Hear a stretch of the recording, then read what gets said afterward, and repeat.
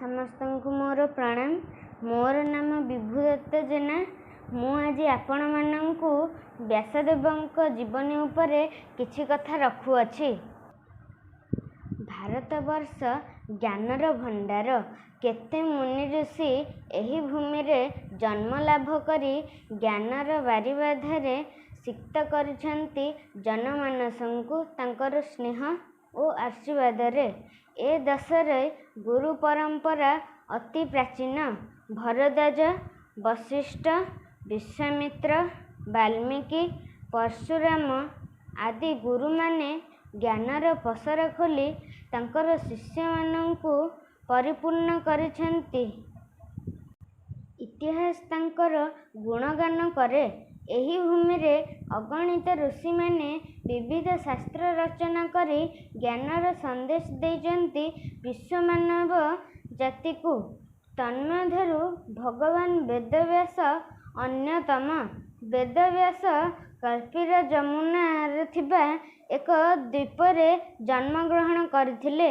तांकर शरीरर रंग कृष्ण वर्ण थिला, तेणु तांकु कृष्णदीपायन बोली कुहा जाए। तांको पितांक नाम हेउछि महर्षि पराशर और तांको मातांकर नाम हेउछि सत्यवती। पुराण रे एहा उल्लेख करा जायछि जे सत्यवती माछ गर्भरु जन्म ग्रहण करिथिले। तांको शरीररु अत्यंत दुर्गंध आसुथाए एवं से देखिबाकू असुंदर थिले।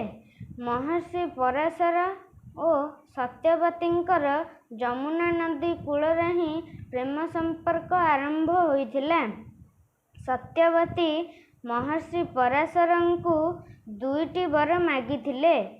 प्रथम वरटी हेउछि मो देहरु आसुथिबा दुर्गंधकु दूर कर एवं द्वितीय वरटी हेउछि आमर जे संतान प्राप्त हेबो ताहा विषय केही भी जानिबे नाही। वेदव्यास भगवान विष्णुंकर अवतार अटंती। से अष्टादश पुराण, ज्ञानर भंडार भागवत गीता तथा वेद उपनिषद आदि अमूल्य शास्त्र रचना करी महान गुरुर आख्या लाभ करि परिछन्ति। तांकर रचित ग्रंथ ही मानव जाति को दिनचर्या, रीतिनीति, जीवन श्रृंखला, राजनीति, अर्थनीति, कुलाचार, भगवत विश्वास आदि तत्वर शिक्षा दिए। यह जेते प्राचीन हेले भी नूतनत्वर आलोकवर्तिका भली चिर आदृत।